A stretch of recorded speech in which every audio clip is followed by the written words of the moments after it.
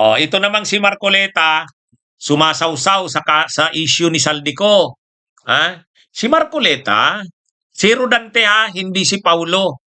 Ang sinasabi ni Marcoleta, ang sawsaw ni Marcoleta ganito, si Rodante Marcoleta. Bakit daw kailangan pang pumunta ng Czech Republic ang team ng Pilipinas sa pangunguna ni DOJ Secretary Frederick Vida at ng State Council na si Daniel, ano bang apelyido ni Daniel? Nakalimutan ko na yung apelyido nung yung kasama niya. So, mga kabunyog, mga kababayan, ang sabi ni Marcoleta, gastos lang daw ang ginawa nitong team ng Pilipinas. Pwede naman daw malaman, kasi kung totoo daw yan na hold ng Czech authorities, manonotify naman daw ang mga consular missions sa iba-ibang panig ng mundo tungkol sa identity ng nasabing tao. O bakit na kailangan pa daw pumunta doon? Yan yung sinasabi ni Marcoleta. Nagsasayang daw ng gas ng saka ang laki daw ng gasto sa lakad na yan papunta ng Czech Republic nito nila DOJ Secretary Frederick Vida. Kaya ngayon, ang issue na naman ni Marcoleta, dapat daw hindi na pumunta doon, ko-confirm lang naman daw kung anong status na hindi na kinakailangang pumunta pa ng Czech Republic. Kaya lang mga kabunyog, mga kababayan, unawain din natin na unang-una, hindi simpleng kaso itong kay Saldico. Tulad nga ng sinabi ni Ombudsman Buying, di ba? Sabi ni Ombudsman Buying, ang mga taong ito na may mga kaso ngayon ay mga makapangyarihan. Maraming pera ito, maraming impluwensya ito, maraming network ito, maraming galamay ito. So ngayon, hindi naman madali yan, yung issue na yan kay Saldico. Siyempre kukuha yan ng magagaling na abogado sa Czech Republic. Hindi mo yan kayang lakarin yung na yan ni Saldico na nagko-coordinate ka lang, tawag at hindi mo yan maiaasa lang sa ating embassy officials. Kailangan talaga may team na ipadala tayo, yung level, yung top level na team natin kasi siyempre kailangan yung justice yung natin, tama yon, yung justice secretary natin ang pinadala doon. Kasi ibig sabihin nun, kung secretary na natin ang pinadala, ibig sabihin ganun ka-importante yan sa atin. Kumbaga kung ipapadala mo doon, kung ang makikipag-usap lang sa Czech authorities ay yung ating embassy officials doon, hindi masyadong walang masyadong pwersa yan. Pero dahil nagpadala tayo ng top level, mataas na level ng mga officials natin, Justice Secretary, ibig sabihin niya napaka-importante para sa atin ni Saldico. Kasi nagpadala nga tayo ng matataas nating officials. Kaya itong sinasabing ito ni Marcoleta, ni Rodante Marcoleta, ay kasi siguro sila, hindi siguro, ay kasi sila ayaw talaga nilang makabalik sa Pilipinas si Saldico.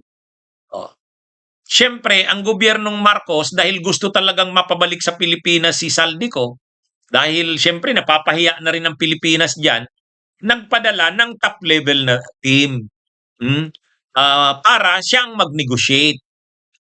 Kailangan makausap talaga yung matataas na officials din ng Czech Republic. Kasi wala nga tayong makuha ng detalyadong information. Ibig sabihin yung ating embassy officials hindi binibigyan ng kumpletong detalye ng mga Czech authorities. Pero kung ang kausap na nga naman ay galing na ng Pilipinas at mataas na official natin tulad ng Secretary ng Justice, medyo hindi na yan babaliwala ng Czech authorities. Kaya yung sinasabi ni Marcoleta, kaya niya yan nasasabi dahil ayaw niyang makabalik ng Pilipinas si Saldico. Di ba? Kaya mga kabunyog, mga kababayan, tama lang yung ginawa ng gobyerno ng Pilipinas na nagpadala ng top level na team doon. Kasi nga napaka anong tawag doon? kukunti ang information na nakukuha natin. Ibig sabihin yung ating embassy officials hindi pinapo-provide ng detalyadong information. So tama lang na nagpadala na tayo ng mataas na level na mga officials. Totoo talaga magastos yan. Mahal siyempre ang pamasahe diyan. Siyempre gagastos sila pagpunta doon. Pero kailangan eh. Kailangan din.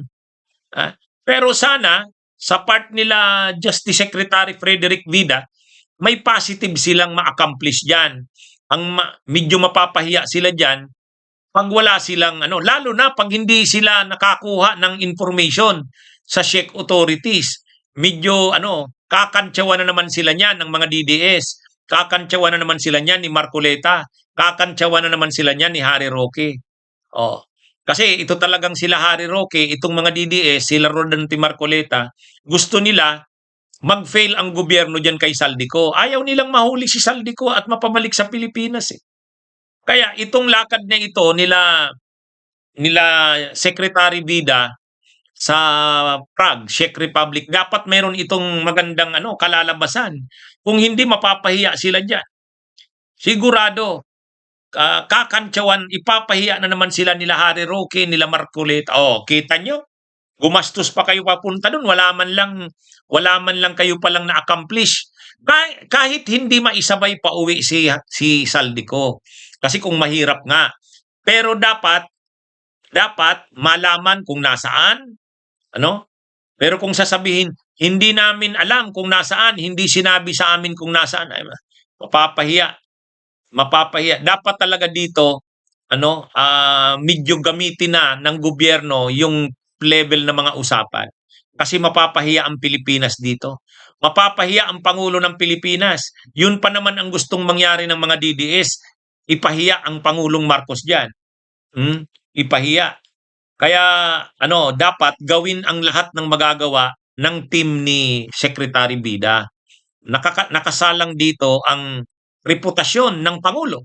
Nakasalang dito ang reputasyon ng gobyerno na gustong masira ng DDS. Kaya ang gusto ng mga DDS, nila Harry Roque, nila Rodante Marcoleta, walang magawa yung team na pumunta doon sa Prague para mapahiya ang Pangulo. Yan yung dyan, mga kabunyog, mga kababayan. Kaya anyway, tayo, hangad natin na sana, pinakamaganda kung magtagumpay sila na mapabalik na sa Pilipinas si Saldico. Pero kung hindi man mapabalik pa sa Pilipinas, at least mayroon man lang usapan kung na. O kaya, malaman kung nasaan talaga si Saldico. Yun man lang. Pero kung pagdating nila doon, hindi nila malaman kung nasaan si Saldico, mapapahiya ang gobyerno niyan. Kaya dapat gawin talaga ang lahat ng magagawa. Okay, so yan mga kabunyog, mga kababayan, magandang araw sa inyong lahat. Mabuhay po tayo.